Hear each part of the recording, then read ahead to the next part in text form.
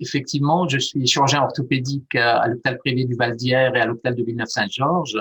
Et j'ai le plaisir d'avoir avec moi le docteur Luc-Henri Juan, qui est rhumatologue, qu'on a travaillé ensemble depuis une vingtaine, une trentaine d'années à l'hôpital de Villeneuve, puis à l'hôpital de Corbeil, et puis en libéral. Et effectivement, il est rhumatologue et en même temps, il pratique l'électromyographie.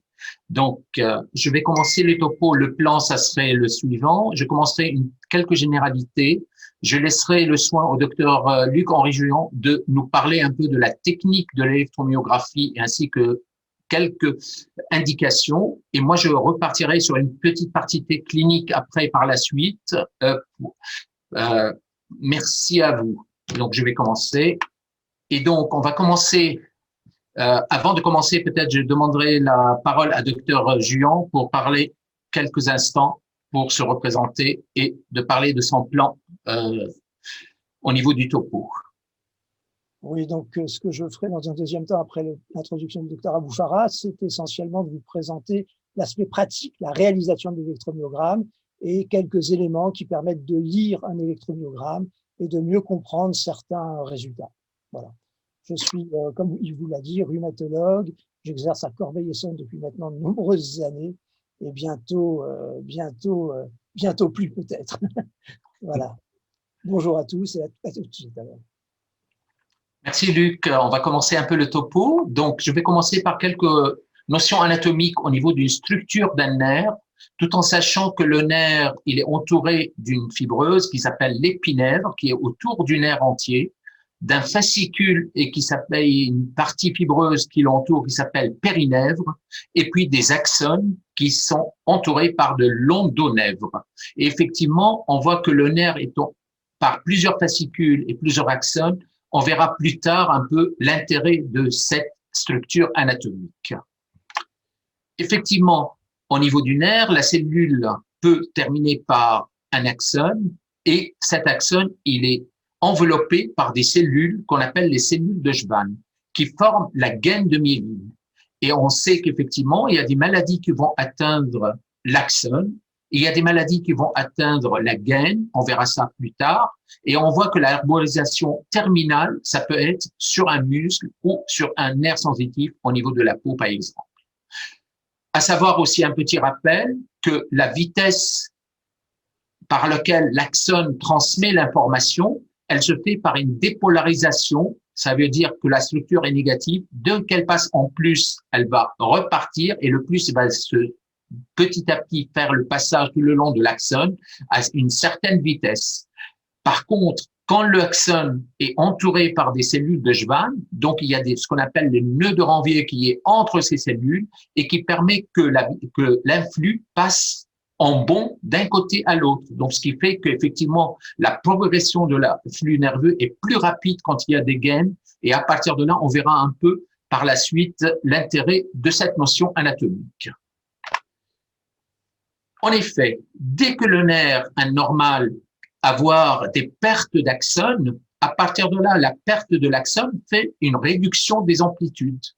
Donc, ça veut dire que le capital des axones qui est présent à l'intérieur du nerf, comme il est détruit, c'est l'amplitude qui diminue. Par contre, comme l'axone, il est normal, à partir de là, la vitesse peut être conservée parce qu'en effet, on ne travaille pas sur l'axone lui-même. Tout en sachant ça, docteur Juan, il va vous l'expliquer, comme un nerf, il est une structure complexe, on verra les choses avec ça.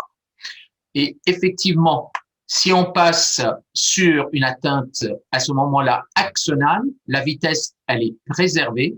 Par contre, c'est l'amplitude qui est effondrée.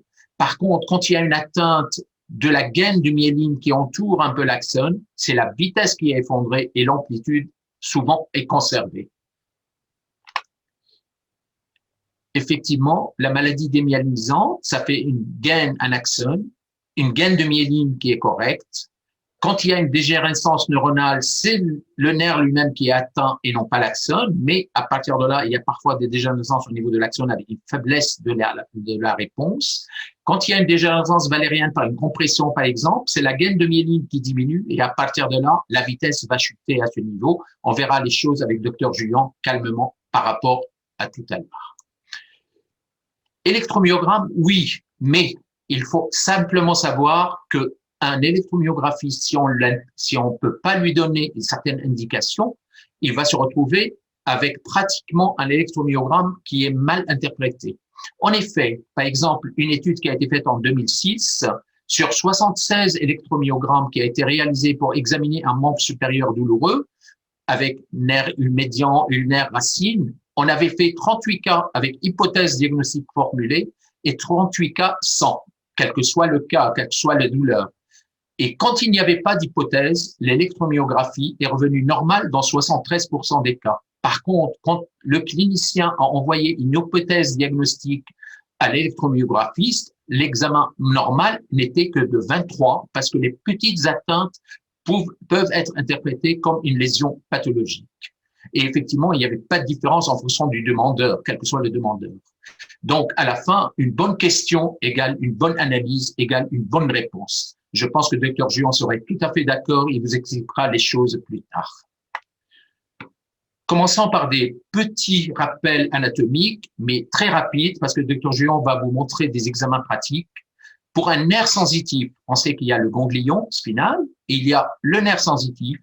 On peut stimuler sur le nerf et on record et on enregistre un peu plus haut sur le même nerf sensitif. Et effectivement, on a une stimulation, une amplitude et à partir de là, la stimulation qui descend. La distance, ça veut dire que le temps que l'influx a metté pour mettre une amplitude, à partir de là, c'est une distance. Et cette distance, si on les divise par le temps, à partir de là, on a une certaine notion de la vitesse qui a été effectuée pour ce nerf sensitif. Ce qu'on appelle la vitesse de conduction sensitive, mais Dr Juan, il vous l'expliquera.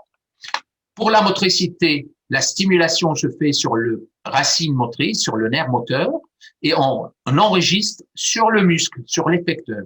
Ça peut être une stimulation à plusieurs endroits avec deux distances différentes, ce qui fait qu'effectivement, on a une première stimulation, une deuxième stimulation, et à partir de là, chaque stimulation donne une réponse un peu plus retardée, car la distance est plus importante. Pareil, il y aura d'autres notions à confirmer par la suite. Dernièrement, les ondes F, ça veut dire effectivement, le nerf peut être stimulé ici et on recorde sur le muscle, c'est un muscle moteur. Donc, à partir de là, la stimulation va donner une certaine action, tout à fait l'amplitude et ça revient.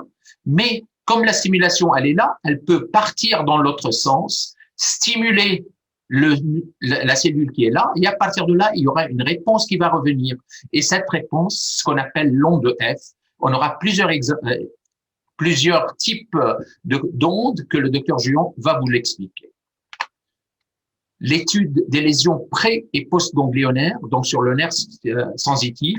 Quand l'atteinte, elle est là, au-delà du ganglion, on a une réponse sensitive. Ça veut dire, s'il y a une atteinte, on a une diminution de la vitesse. Par contre, si l'atteinte, elle est là, radiculaire, au-delà du ganglion, ça veut dire à ce niveau, à partir de là, les vitesses ne sont pas sensitives, ne sont pas induites par cette compression. Et on verra d'autres exemples là-dessus. Effectivement, pour le côté moteur, il n'y a pas de ganglion, donc il n'y a pas de changement à ce niveau. Dernier point de généralité, c'est quand on a un nerf moteur qui est là, qui va revenir sur la cellule, elle va remonter sur le cerveau, la même chose sur une sensibilité, elle va passer par le ganglion, elle remonte jusqu'au cerveau. On peut recueillir sur le cerveau ce qu'on appelle les potentiels évoqués, soit motrices, soit sensitifs, et ça, c'est un intérêt pour savoir un peu ce schéma-là de la neurologie. Je vous remercie et je donne la parole à Dr Luc-Henri Juan pour compléter le bilan électromyographique. Merci bien, Fadi. Diapositive. Donc, ce que je vais vous montrer maintenant, c'est l'électromyogramme en pratique clinique. Alors, un électromyogramme, on dit souvent électromyogramme à tort, puisque c'est plutôt un électroneuromyogramme, puisque c'est un examen complémentaire un petit peu complexe, qui est le prolongement direct de l'examen clinique et qui permet de prolongement de l'examen clinique du système nerveux périphérique et des muscles, donc l'électroneuromyogramme. Il permet la recherche de signes électrophysiologiques afin de compléter la présence de signes cliniques et de préciser topographie, localisation, nature et gravité des lésions suivantes. Cet examen est un examen fonctionnel. Ce n'est pas un examen d'imagerie. On n'étudie pas la morphologie, les déformations liées, par exemple, à la compression d'un nerf. On étudie la fonction du nerf. Donc, c'est un examen fonctionnel, mais il est tout à fait complémentaire des données de l'imagerie. Et notamment, si vous le souhaitez, on pourra parler des rapports qui peuvent exister dans l'indication notamment du canal carpien entre échographie et électroneurommyographie. Ces deux examens, à mon sens, sont parfaitement complémentaires. C'est un acte médical, ce n'est pas simplement un acte technique. On ne met pas un malade dans une machine, on recueille les résultats et puis on interprète. Non, un examen clinique préalable est absolument indispensable. C'est ce que vous disiez tout à l'heure, Fadi Aboufara. Il faut poser les bonnes questions pour répondre correctement à la question, car, vous le savez, on ne trouve que ce que l'on cherche. C'est un examen qui a une mauvaise réputation. Il a la réputation d'être douloureux. Effectivement, on va provoquer chez le malade des stimulations électriques sur le trajet de nerf. On va mettre des électrodes aiguilles à l'intérieur du muscle pour étudier son fonctionnement. Donc, c'est un examen qui peut être douloureux. Diapositive. Mais en réalité, c'est un examen qui est plus désagréable que douloureux. Il peut être, il faut donc absolument renseigner les demandes, car sinon l'examen peut être soit très long, et alors il devient particulièrement désagréable pour le patient et pour l'examinateur, mais pire encore, il peut être improductif. Alors, le caractère de la pénibilité de l'examen, tous les électromyographistes le connaissent. Pour la bonne raison, c'est que quand on apprend à faire ces examens, au début, on se stimule les uns les autres, et donc on sait un peu à quoi ça correspond, et donc on essaye d'envoyer des charges électriques le plus progressivement possible, avec l'intensité nécessaire, mais suffisante, sans aller au-delà de ce qui nous est nécessaire. Donc, globalement, de temps en temps, on voit arriver des gens avec des demandes d'EMG des membres supérieurs. Bon, ça nous arrange bien. Voire des membres inférieurs. Et dans certains cas, on a même vu des demandes d'EMG. Bon, alors vous comprendrez bien que dans ces cas-là, l'examen peut durer des heures. Si on ne sait pas ce que l'on cherche, eh bien, on ne pourra rien de trouver de très positif. Diapositive. Donc, il faut essayer de bien remplir l'examen. Alors, cet examen, c'est l'examen des nerfs, c'est l'examen des muscles. Il comprend donc deux temps. Un premier temps qu'on appelle la stimulodétection, qui va comporter l'étude des nerfs sensitifs, nerfs moteurs, et la détection, qui comporte l'électromyogramme proprement dit, c'est-à-dire l'étude musculaire, l'étude du muscle au repos et l'étude du muscle lors des contractions. Diapositive.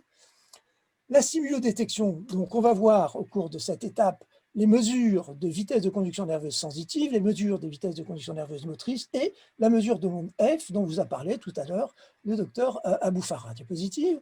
L'étude des nerfs sensitifs, alors je vais vous montrer ça au plan pratique pour qu'on se rende compte à peu près à quoi correspond un électromyogramme. Eh bien, il vous l'a dit tout à l'heure, on a une électrode de surface bipolaire qui va stimuler le nerf. On a une électrode de surface bipolaire qui va être située sur le recueil, en recueil sur le trajet du nerf, et on va recueillir les potentiels évoqués distaux qui sont provoqués par la stimulation. Diapositive. Alors voilà un peu un montage. Vous avez en rouge, c'est l'électrode de terre. On ne veut pas électrocuter le malade, mais aussi on veut avoir de belles images. En bleu, vous avez une électrode de recueil qui est située ici au niveau du canal, au-dessus du canal carpien. Diapositive. Et vous avez là ici l'étude du nerf médian sensitif. Alors vous avez l'électrode bleue, qui est l'électrode de recueil, qui est située au-dessus du canal carpien, et vous avez les points 1 et 2, qui sont les points de stimulation, qui sont les points de stimulation du nerf médian en regard de l'index, et en 2 en regard dans la zone médiopalmaire. On effectue ces deux stimulations et on les recueille au niveau de l'électrode de réception. Diapositive. On a le même phénomène avec l'électrode de stimulation, vous voyez à gauche, et le point de stimulation du nerf cubital en regard de l'auriculaire, avec un recueil avec l'électrode en bleu au niveau du nerf cubital. Diapositive. Voilà les résultats que l'on va pouvoir observer. Vous voyez qu'on a ici des potentiels évoqués sensitifs qui sont fins, qui sont amples et qui reviennent rapidement. Alors, qu'est-ce qu'on mesure? On mesure l'amplitude des potentiels évoqués sensitifs.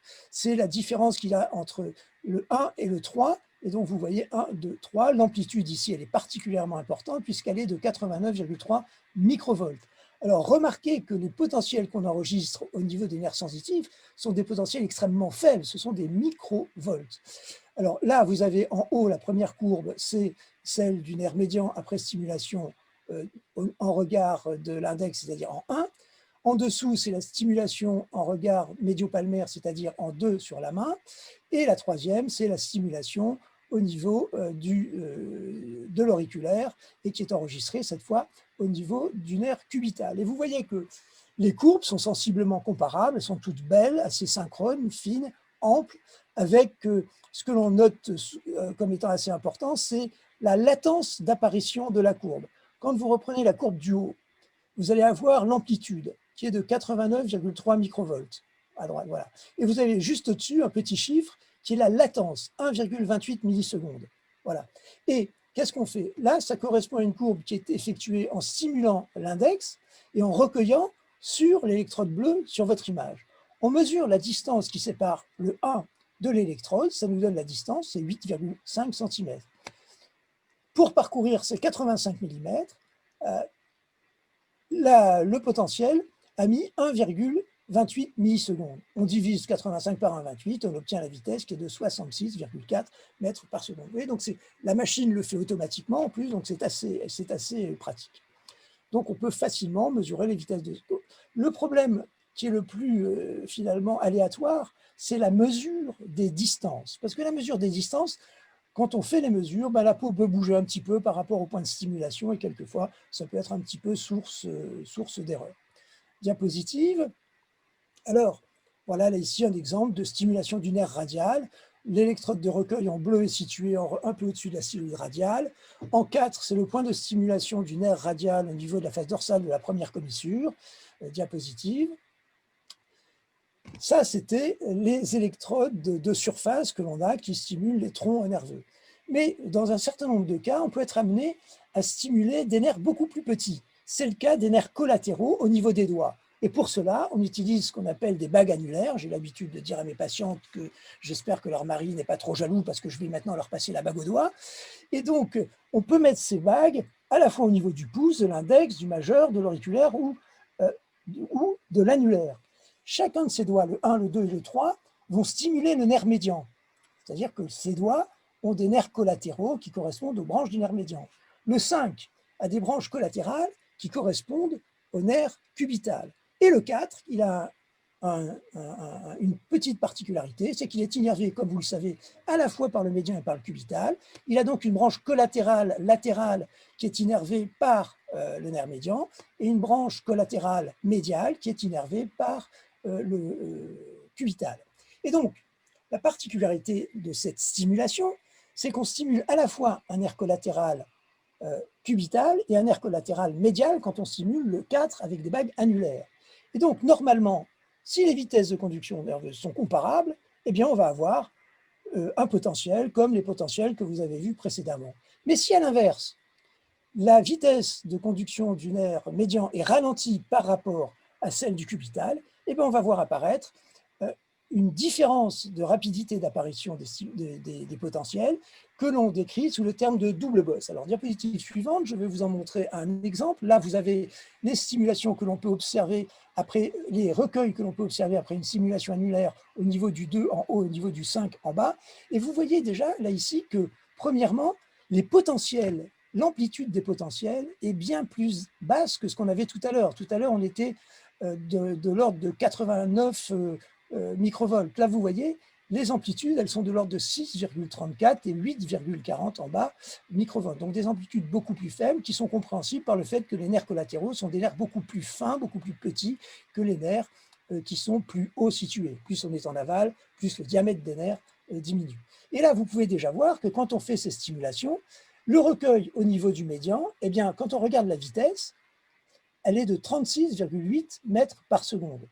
À l'inverse, pour le cubital, elle est de 59,2 mètres par seconde.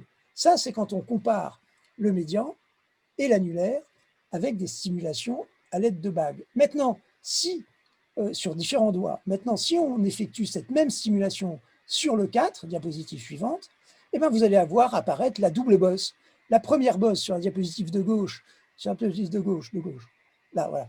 La première bosse, c'est la bosse cubitale, Et puis celle qui est notée 1, 2, 3, c'est la bosse du médian qui arrive plus tardivement. Et vous voyez que la vitesse de cette bosse, elle est de 35,9 mètres par seconde, alors que de l'autre côté, vous voyez la bosse cubitale apparaître, qui est la première. Et donc là, ici, la vitesse va être de 60,2 mètres par seconde. Alors, ces deux images, c'est la même image. Hein. C'est-à-dire que j'ai fait la simulation au niveau du 4 avec des électrodes annulaires, j'ai simulé les deux nerfs et j'ai obtenu cette espèce d'aspect en double bosse. Mais pour pouvoir matérialiser les différences de vitesse, j'ai mis ça sur deux papiers en mettant les index, d'une part sur le médian, d'autre part sur le cubital.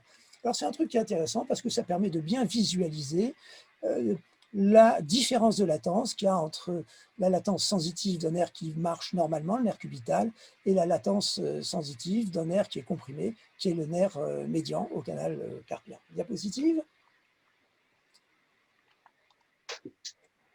Alors, à côté de l'électrosimulation d'études des vitesses de conduction nerveuse sensitive, la stimulation des nerfs moteurs. Alors, c'est pareil, on va avoir des électrodes de stimulation, c'est la même que celle qu'on avait tout à l'heure, avec une cathode qui est toujours dirigée vers le recueil, et on va enregistrer, cette fois-ci, non pas sur le trajet d'un nerf, mais à la surface d'un muscle, avec une électrode de surface bipolaire, cathode toujours dirigée vers la cathode stimulatrice. Diapositive.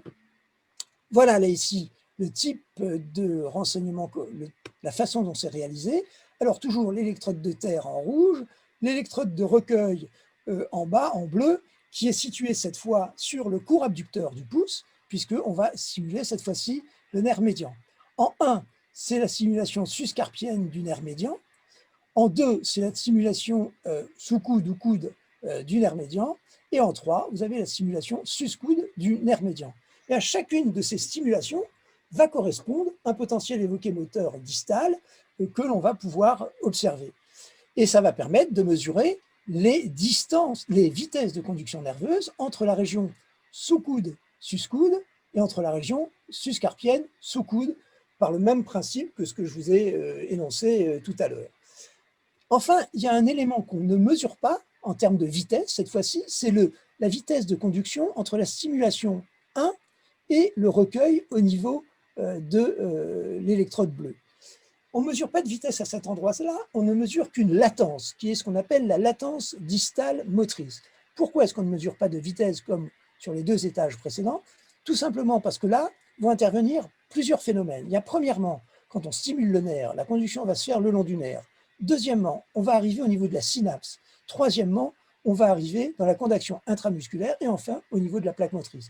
Donc on ne peut pas parler de vitesse de conduction nerveuse motrice à ce niveau-là. C'est pour ça qu'on utilise la latence distale motrice, qui est d'ailleurs un des éléments de référence dans le diagnostic d'un syndrome du canal carpien. Cette latence distale motrice est toujours inférieure à 4 millisecondes. Quand elle est supérieure, ça traduit un ralentissement. Diapositive. Voilà, là ici, vous avez la mesure de la latence distale motrice du nerf médian, stimulation suscarpienne, recueil en électrode bleue à la surface du court abducteur du pouce. Diapositive. On peut faire de façon identique des mesures au niveau du nerf cubital. Alors, je vais passer peut-être un peu plus rapidement. Vous voyez que l'électrode en bleu, cette fois-ci, est située à la surface de l'abducteur du 5 et les points de stimulation, ils sont situés en suscarpien, sous-coude, coude, sus-coude. On pourrait aller plus haut, axillaire, voire au niveau du point d'herbe qui est situé au niveau du creux sus-claviculaire. Et à partir de là, on peut effectuer des mesures de vitesse de conduction nerveuse étagée. Diapositive. Voilà ce que ça va donner en termes d'image. Vous avez là ici à gauche le nerf médian. Le premier potentiel, c'est une stimulation suscarpienne. Et vous voyez que la latence, quand on regarde le petit chiffre du haut tout en haut à droite, voilà, c'est 3,27 millisecondes. C'est tout à fait normal. La deuxième latence en dessous, elle est de, j'arrive pas à lire, 8,40, non, c'est au-dessus, enfin, 7 millisecondes, non, c'est au-dessus, je crois. 7 millisecondes. Donc, et la troisième, elle est de 9,40 millisecondes.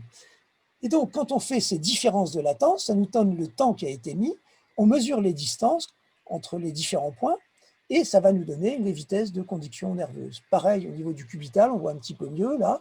Vous voyez que l'ensemble des potentiels évoqués distomoteurs que l'on voit là ici ont tous la même morphologie. Ça, c'est quelque chose qui est très important, vous voyez, que ce soit après stimulation au niveau du nerf, au niveau elles ont toutes la même forme. Ce qui veut dire qu'on stimule bien à chaque fois le même nerf. Le nerf qu'on stimule au niveau suscarpien, c'est le même que celui qu'on stimule sous le coude, c'est le même que celui qu'on stimule au niveau du coude, et c'est le même. Les potentiels ont toutes la même forme. Ça, c'est quelque chose qui est très important pour être sûr qu'on mesure bien les bonnes vitesses du bon nerf. Diapositive.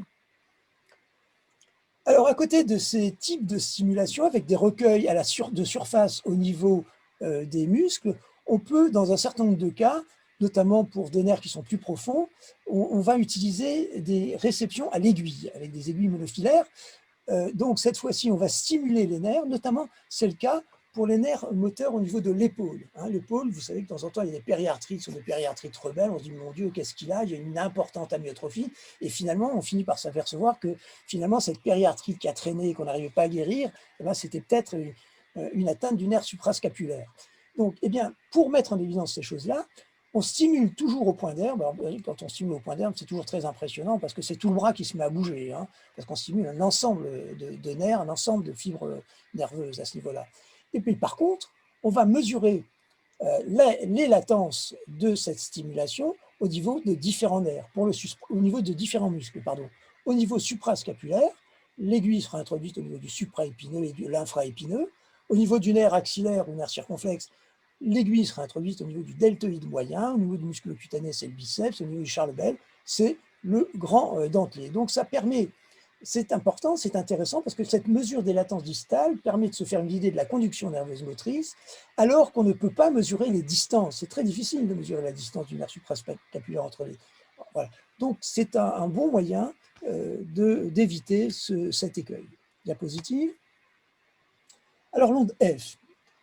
L'onde F, c'est une onde qui est intéressante parce que, comme vous l'a dit tout à l'heure Fadi Abou Farah, on va stimuler. Alors, c'est une onde qui se fait en stimulant un nerf mixte, à la fois sensitif et moteur, et les recueils se font sur le muscle. Alors ici, l'exemple qui est pris, c'est le nerf médian.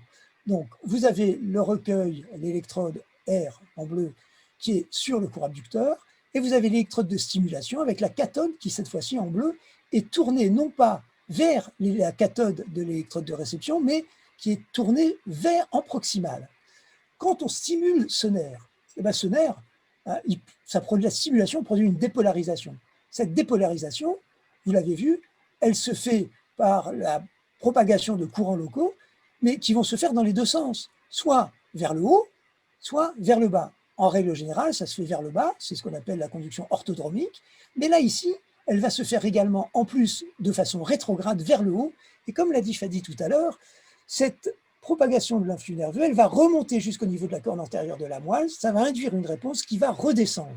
Et ce qui fait que, alors que la latence distale du nerf médian est très courte, inférieure à 4 millisecondes, vous allez voir ici sur la courbe de gauche que les latences, elles sont de l'ordre de 26 millisecondes. Il est 20 heures. Voilà, donc 26 millisecondes, 23 millisecondes ici. Alors, ce qu'on fait, on effectue plusieurs stimulations de façon à avoir plusieurs courbes. En général, on a plusieurs réponses, on fait une dizaine, une quinzaine de stimulations.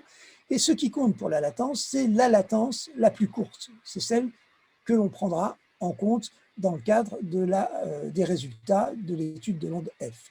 Diapositive. Alors, première partie, la stimulodétection, l'étude des nerfs moteurs, nerfs sensitifs. Détection, c'est l'électromyogramme proprement dit, diapositive, qui va nous permettre d'étudier le fonctionnement du muscle. Le fonctionnement du muscle, alors prenons l'exemple du canal carpien, il faut bien. On va faire au minimum 3 études musculaires. Première interosso-dorsale, qui lui dépend du cubital, court abducteur du 1 ou opposant qui dépend du médian, et puis adducteur du 5 qui dépend du cubital. Pourquoi on fait ça? Parce que ça va nous permettre, en cas d'atteinte radiculaire, eh bien, il va y avoir une atteinte de l'interosso, il y aura une atteinte du court abducteur. En cas d'une atteinte tronculaire, eh bien, il y aura une atteinte du court abducteur, mais il n'y aura pas, par exemple, d'atteinte de l'interosseux et d'atteinte de l'adducteur du 5. Diapositive.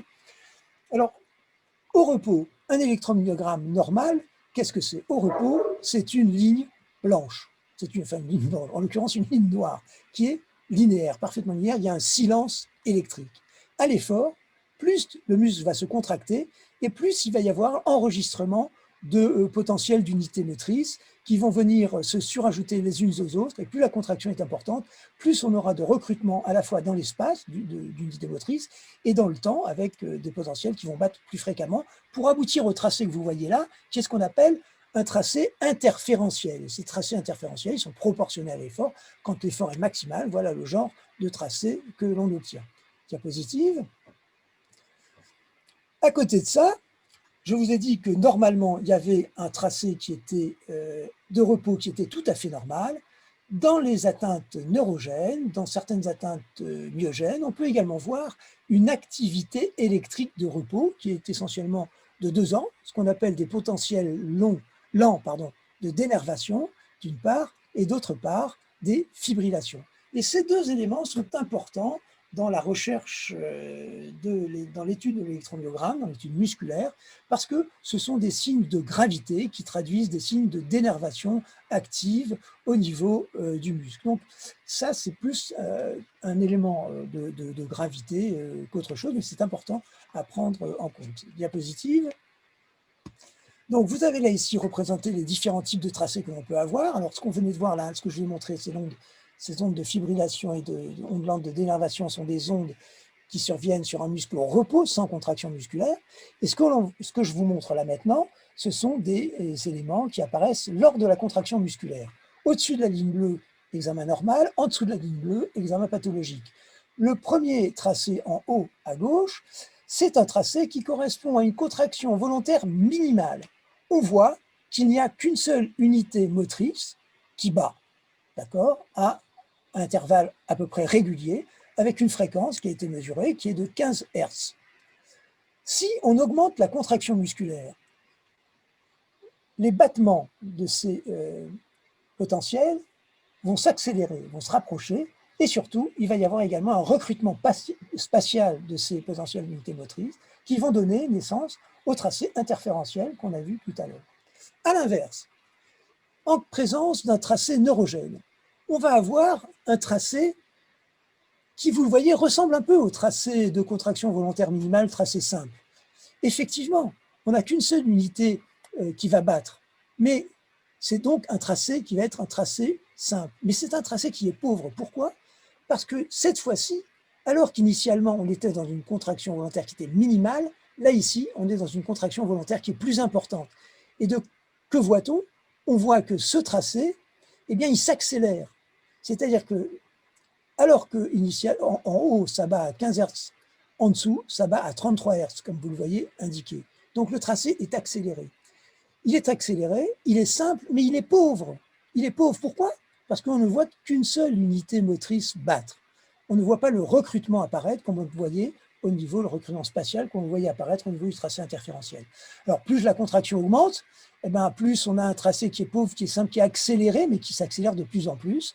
Et dans un certain nombre de cas, ces tracés sont faits de potentiels qui sont un petit peu plus anormaux que les autres, qui sont ce qu'on appelle polyphasiques, parce qu'ils passent plusieurs fois la ligne de base.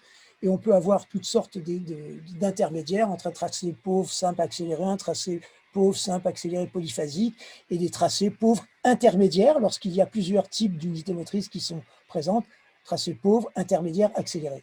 Mais le terme de pauvre ne correspond qu'à ce qui est pathologique. Vous voyez que dans la contraction volontaire minimale, c'est un tracé simple, ce n'est pas un tracé pauvre, parce que le recrutement n'a pas été suffisant. Si on recrute, on a un tracé qui est normal. Diapositive. Alors, on a vu les tracés neurogènes, on a vu, voilà maintenant des exemples de tracés myogènes. Les tracés myogènes se caractérisent par un recrutement spatial qui est très important parce que les unités motrices sont moins efficaces et donc elles recrutent dans l'espace pour avoir un effet synergique.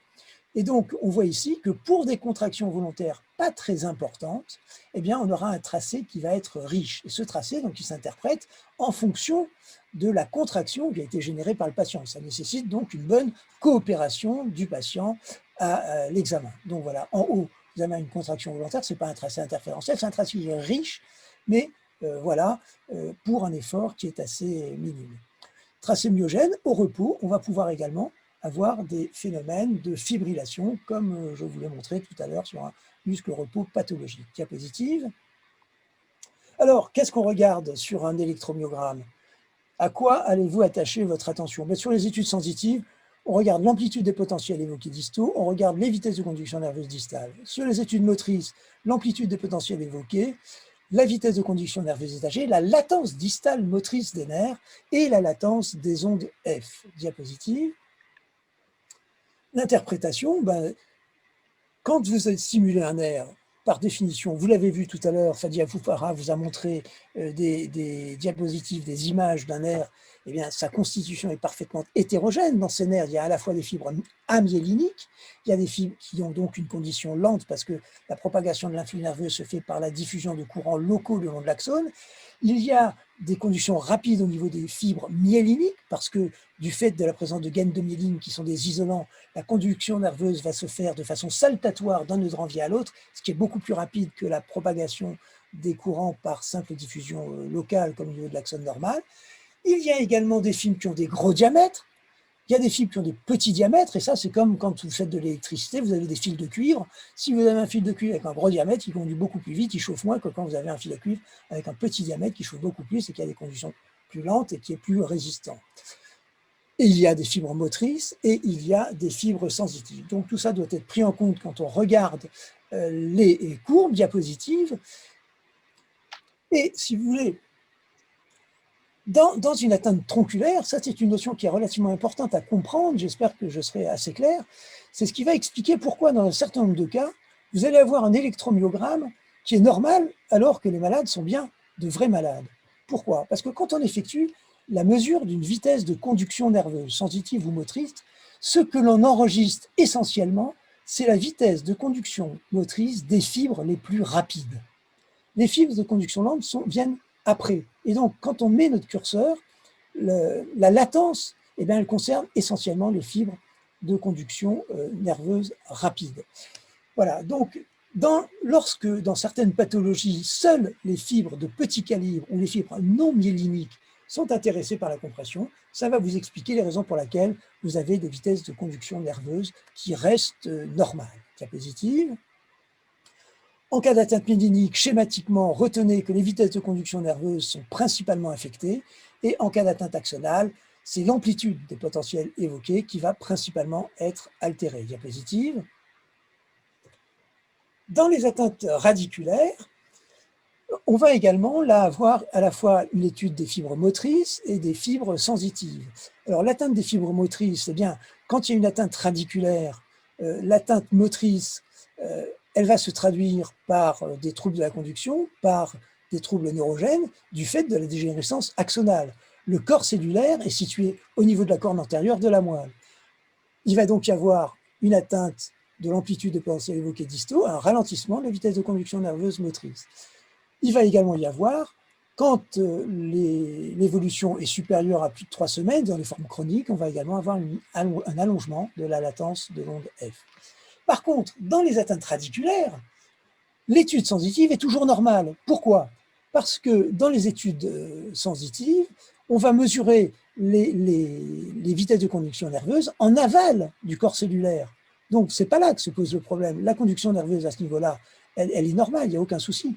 Le conflit, il se passe au niveau pré-ganglionnaire, comme c'est représenté par la flèche en forme de foudre rouge qui appuie sur la racine sensitive.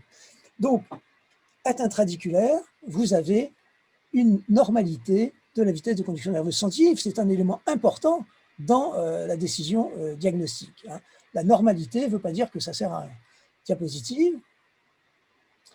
Atteinte radiculaire, c'est surtout l'intérêt de l'étude musculaire, parce que quand vous allez faire votre étude, vous allez faire bien sûr la stimulodétection et vous allez surtout faire de la détection. Et vous allez trouver des atteintes neurogènes, des tracés neurogènes dans le myotome qui correspond à la racine comprimée. Donc il faut bien connaître ces distributions radiculaires, ces distributions musculaires en fonction des différentes racines.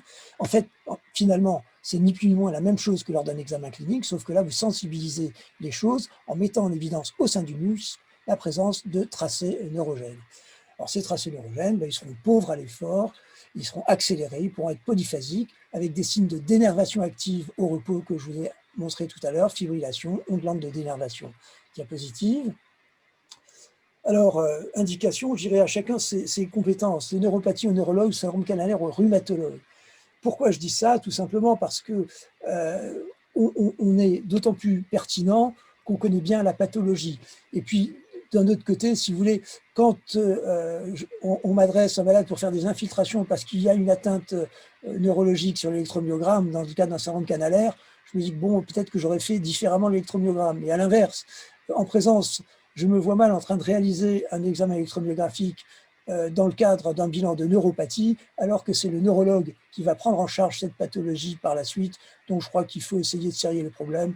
Moi, je ne m'aventure pas, ça ne m'intéresse pas, et puis je suis moins compétent dans le cadre de l'exploration de neuropathie. Alors, les atteintes radiculaires, est-ce que ça a un intérêt? Ben oui, l'intérêt, c'est surtout, je dirais, l'intérêt de l'électromyogramme. Topographie radiculaire des sons neurogènes, signes de dénervation, qui sont des signes de gravité, et des signes de réinnervation quand ça traîne un petit peu. Voilà, diapositive. Je passe rapidement là-dessus parce que ça correspond à éventuellement des cas qui pourraient faire l'objet de cas cliniques dans un éventuel autre topo. Fadi vous en reparlera, diapositive. Et voilà, ici quelques exemples encore de syndromes canalaires compressifs qui peuvent toucher l'ensemble des nerfs, le radial, le médian, le SPE, le tibial postérieur, le cubital, où vous voyez les différents types de localisation compressive que l'on peut être amené à explorer. Mais Fadi vous en parlera probablement un petit peu maintenant, et mieux que moi. Diapositive suivante, Fadi, à toi de jouer. Merci Luc, tout à fait clair, effectivement, avec ce rappel de pratique et comment on explore un peu un électromyogramme. Comme tu l'as dit, je pense qu'on va refaire un deuxième topo qui correspond aux apports cliniques d'une façon un peu plus détaillée, comme on a maintenant acquis ce qui est la base au niveau de l'électromyographie. Je commence par effectivement les trois situations principales d'un diagnostic électromyographique qu'on demande. C'est soit qu'on est en atteinte d'un nerf ou d'une racine et donc ça donne des troubles moteurs et sensitifs localisés. Par contre, quand il y a des troubles moteurs et sensitifs étendus sur plusieurs racines, sur plusieurs un pied, deux pieds, les mains, ainsi de suite, on passe d'une neuropathie. Et effectivement, il y a parfois des troubles moteurs purs sans des troubles sensitifs. Et là, on est dans le cadre d'une myopathie, un syndrome myasthénique qui effectivement, ou atteint des motoneurones au niveau de la moelle, qui peut être exploré par un neurologue parfaitement bien à ce niveau. Je commence par le nerf médian, par exemple. On sait qu'au niveau du plexus, il y a les troncs. À partir de là, il y a le nerf médian qui arrive avec les nerfs, les tronculaires. Et effectivement, les lieux de compression peuvent être à plusieurs niveaux. Comme ici, au niveau du plexus, ça peut être aussi un traumatisme du plexus, un traumatisme sous-claviculaire par une fracture de clavicule, par exemple, ou un traumatisme à ce niveau par une luxation d'épaule, par exemple, parce qu'on voit effectivement que ça peut coincer et étirer un peu le nerf. Dans les plexus, par exemple, on voit que si le bras il était en abduction, c'est les racines inférieures qui sont étirées. Par contre, quand le bras il est vers le bas, il est tiré vers le bas, à partir de là, c'est la racine supérieure. Et je reviens sur l'examen neurologique pour voir l'examen clinique qui est le plus important. Il faut savoir le territoire C5, C6, C7, C8, D1 et qui correspond parfaitement bien aux muscles qui peuvent atteindre. Et Dr Juan, il vous a expliqué qu'effectivement, avec une stimulation directe à ce niveau, on va avoir des réponses sur tous les muscles, sur tous les nerfs et surtout contraction de tous les muscles et que ça peut travailler en faisant des recueils qui sont un peu étagés. On les verra plus tard. Un nerf médian qui continue, ça peut être en sous-claviculaire, comme ça peut être au niveau d'une luxation, comme ça peut être aussi à son passage au niveau du coude, soit traumatique, soit éventuellement un passage au niveau du rond pronateur, ce qu'on appelle un syndrome du rond pronateur. On en parlera plus tard éventuellement. Et effectivement, si on continue, on va voir que toutes les atteintes de médian ne sont pas au canal carpien. Il faut vérifier est-ce qu'il n'y a pas une atteinte au niveau d'un syndrome de la traversée thoraco-brachiale, syndrome des scalènes.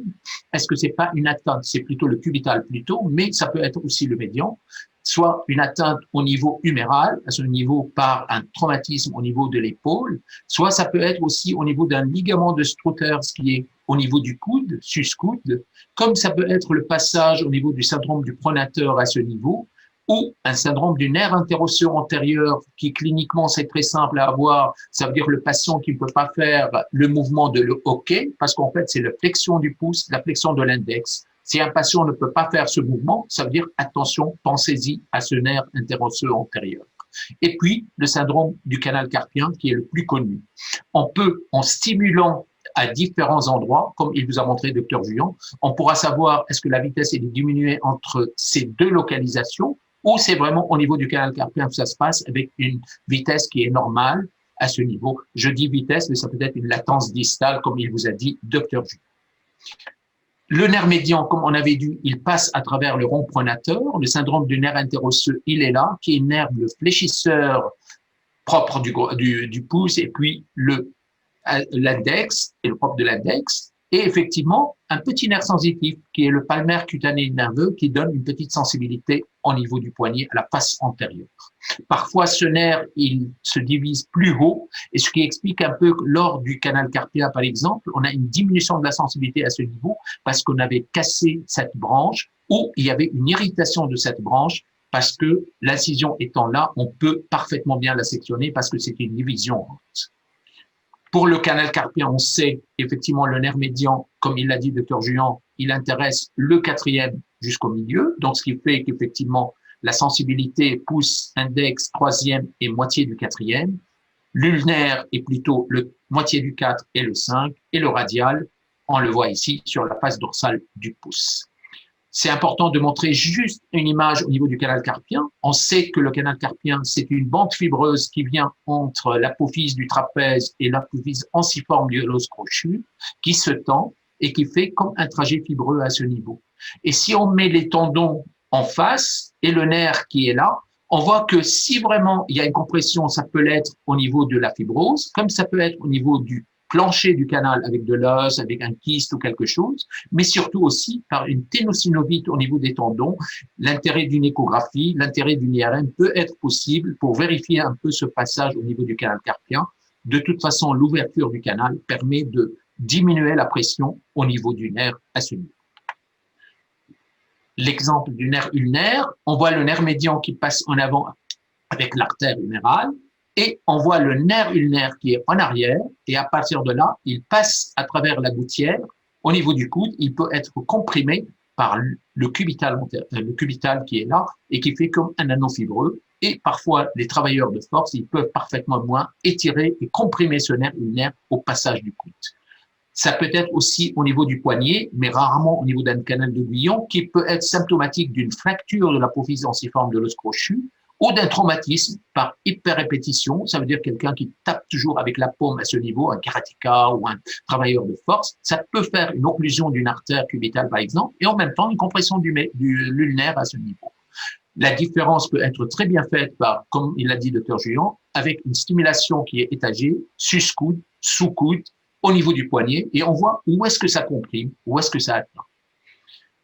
Le syndrome de la traversée thoraco-brachiale aussi peut atteindre ça, parce qu'effectivement, les syndromes de Scanen, ça comprime l'artère, mais ça comprime aussi les deux dernières racines, C8 et 1, et à partir de là, le nerf cubital peut être atteint, mais c'est l'intérêt de l'électromyogramme de faire la différence entre une atteinte du nerf cubital tronculaire ou une atteinte un peu plus haute, radiculaire, qui peut expliquer qu'il y ait ce qu'on appelle un double crush, ça veut dire une double atteinte, canal carpien, ou en même temps une atteinte au niveau des scalés ou du rond pronateur.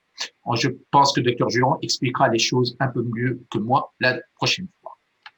Le nerf radial, c'est très bien fait aussi. Donc, on voit que le nerf, il passe derrière l'humérus avec un traumatisme au niveau de l'humérus, une atteinte, une élongation, une section. Donc, c'est le tronc postérieur. Et effectivement, une pathologie très particulière au niveau du nerf radial qui se divise en branches postérieures et qui va passer à travers un anneau fibreux du cours supinateur qu'on appelle l'anneau de Folds, qui est à ce niveau, et qui fait que lors de la supination, le nerf, il est comprimé parce que là, il est détendu à ce niveau, il est tendu en pronation, donc ce qui fait qu'effectivement, ça comprime un peu le nerf et ça déclenche des douleurs à ce niveau ou une parésie à ce niveau. Effectivement, la branche antérieure, par contre, ça peut donner un syndrome spécial qui s'appelle le syndrome de Wartenberg, qui correspond à une compression de sa branche avec des douleurs au niveau de la cellulite radiale et au niveau des tendons.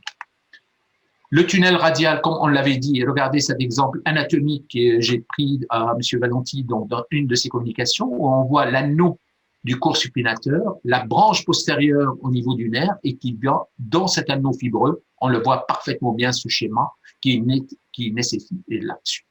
Et effectivement, il faut voir quand il y a un problème radial, de vérifier un peu l'ensemble. Ça veut dire que ça peut être une bande fibreuse, c'est l'arcade, comme ça peut être l'artère ou des branches artéro-veineuses qui compriment ce nerf, comme ça peut être aussi la partie distale du cours supinateur à ce niveau qui donne parfois des douleurs du type épicondylite, mais qui sont un peu spéciaux parce qu'effectivement, un des signes cliniques, c'est par exemple l'extension contrariée du 3 qui peut expliquer que le cours supinateur peut se comprimer et à partir de là, donner quelques douleurs au niveau de la branche antérieure du nerf radial qu'il faut libérer en même temps qu'on travaille sur l'épicondylite.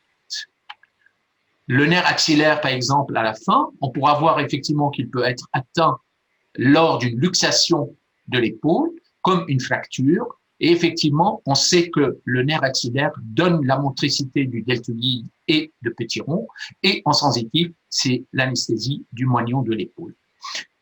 Effectivement, le recueil se fait sur le deltoïde pour savoir est-ce qu'il y a une atteinte du circonflexe ou non, tout en sachant que le nerf axillaire à ce niveau, c'est très bien, on l'adresse effectivement pour une réparation s'il y a une rupture complète parce qu'il a un effecteur qui est pas très loin et effectivement une réparation de ce nerf permet de rattraper quelque chose. C'est pas comme un nerf médian par exemple qui est atteint à ce niveau et ça demande 50 cm ou 60 cm avant d'arriver au muscle effecteur parce que là c'est un nerf qui a un effecteur qui est tout près à ce niveau.